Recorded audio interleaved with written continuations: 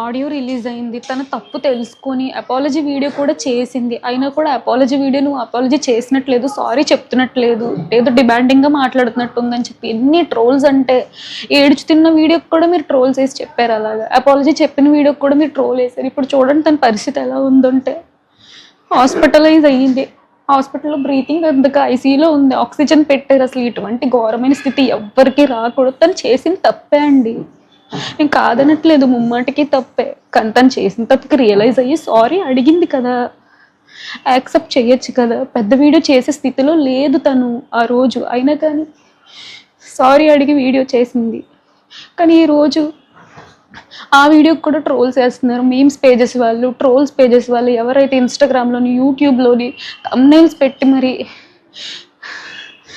చెప్పలేనండి. మొన్నే మా ఇంట్లో మా డాడీ చనిపోయారు, 3 నెలలు కూడా అవ్వలేదు ఆయన చనిపోయి. ఇంక ఈ బాధ తట్టుకునే ఓపిక శక్తి కూడా మాకు లేదు. ఇంకో చావు మా ఇంట్లో జరగొద్దని నేను కోరుకుంటున్నాను.